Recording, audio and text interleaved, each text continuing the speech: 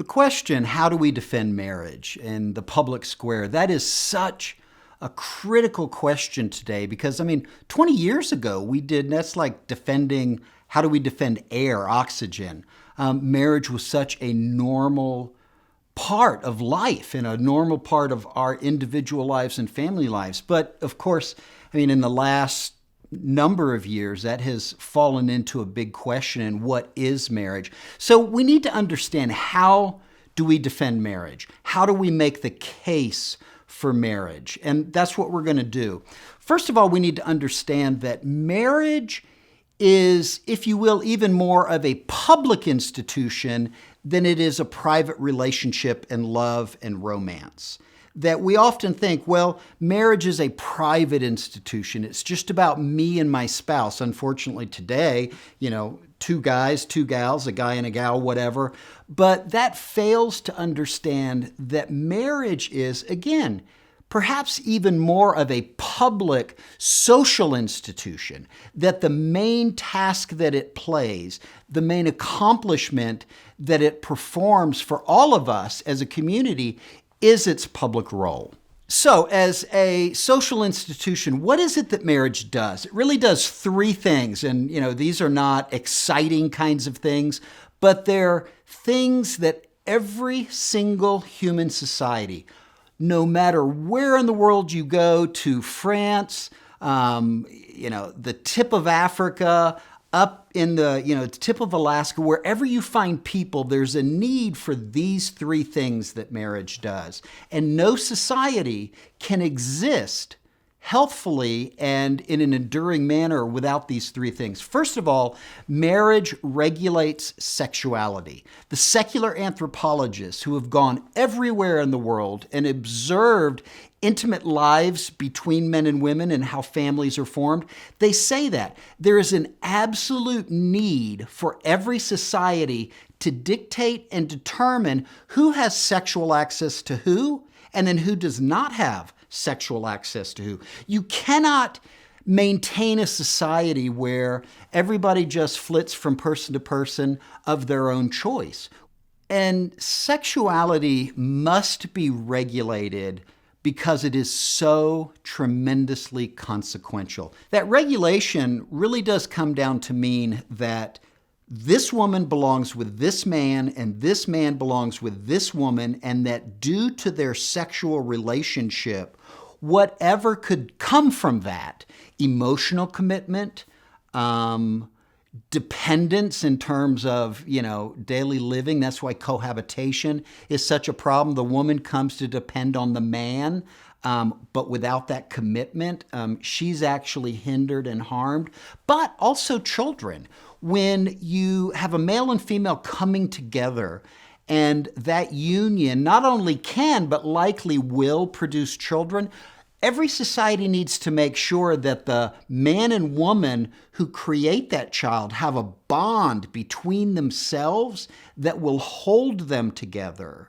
That when the child comes along is enduring enough to make sure they provide for the child, care for the child, protect the child, and that the child sees them as one unit. This is my mother, this is my father, I know where I belong. And that's where that term legitimacy comes from. We think about an illegitimate child, and we don't like that kind of term anymore, but it's an anthropological term that the legitimate child is the child who exists in society knowing who his mother and father is and who his clan is.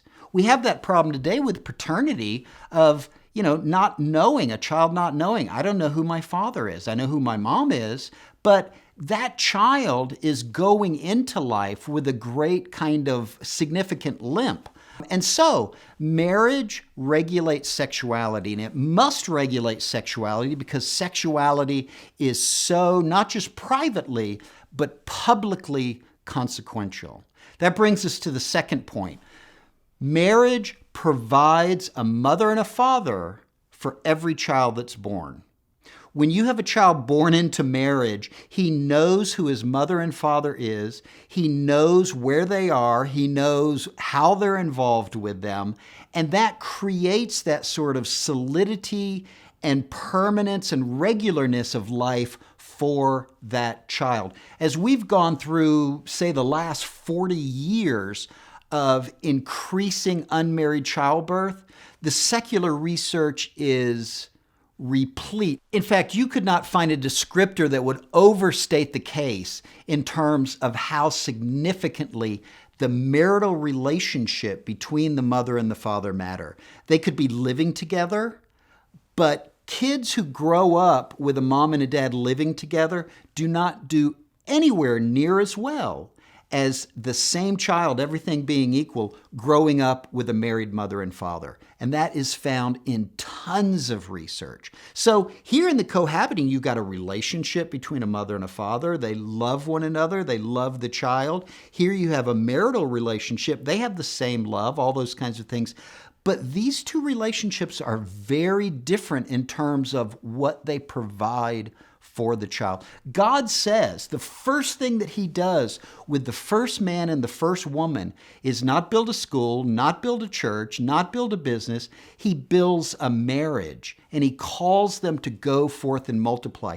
God says, for this reason, the man shall leave his mother and father and cleave to his wife, and they are an exclusive, intimate partner. I love that phrase, for this reason. If you look in the scriptures, it really doesn't tell us what that reason is. The way I take that to mean is for the reasons of humanity, for the reasons of human well-being, for those reasons, the man shall cleave to his wife and protect her and care for her, and they will live together in permanence, loving their offspring, living in their community, and doing what every community needs them to do.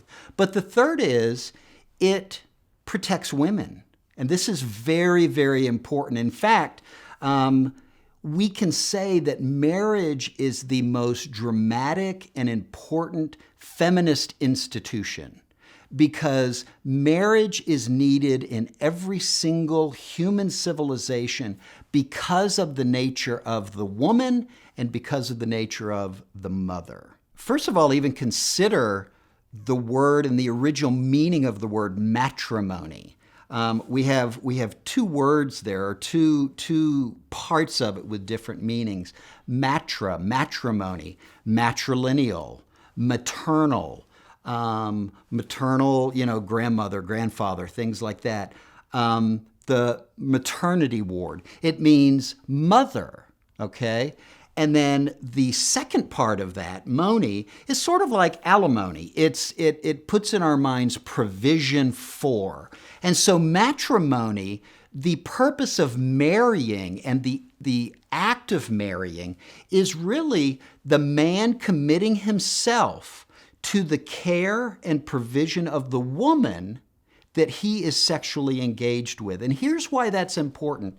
A man, biologically and procreatively, he can go out and, he can be sexually active. He can, spread his DNA far and wide, and he has no responsibility, no needed biological follow-up. But the woman is very, very different. She is receiving into herself and housing in her womanly self a new life that is going to be grown there and cared for and protected for about 9 months. That means she is no longer going to be able to work like she did at one time around the home. She cannot protect herself. She's going to have greater difficulty providing for herself. And then after the baby is born, she, in a way, is handicapped in terms of providing for the community. So how do we as a culture, in a primitive sort of sense, say, how is this woman cared for? And the baby that she is going to birth, how do we get the man who is responsible for that child to connect with the woman to care for her, to provide for her, to love and protect her? We do that through marriage. Sir, if you have sexual access to her, we all know what can happen, and we know that she's going to need help. And either we as a society can help, and we do that in our present society through welfare, or we can get the man to be connected and say, you have to take responsibility for your own actions. That's matrimony. It's care. It's responsibility to the woman and her child. Now, think about another word, husband. We think about animal husbandry, and that's, kind of protecting, raising, bringing up, and that's a part of it. But husband comes from an Old Norse word meaning hus bond, H-U-S, hus, and that is house, bond. The man as a husband, as a husband and as a father, he becomes bound to one house. He can spread his seed far and wide, but a husband becomes one who, I'm committed to this house. This is my address. These people have my name, and this is my focus. And so he puts his energy, his resources, his care, his heart into this house. He's bonded there. And every society needs that to happen. No society can exist with men not connected to the children that they produce, nor caring for and looking over for and providing for and protecting the household that they have helped create. So, first, marriage regulates sexuality. Marriage provides a mother and a father, husband and wife, for every child, and it protects and cares for women. Those are the three primary things that marriage does as a social institution. And we need to be able to remind culture, our neighbors, our friends, our family members, that marriage is not just a sentimental, individualized, love and roses kind of relationship. It's a social institution, and every society needs it to be strong and to prevail.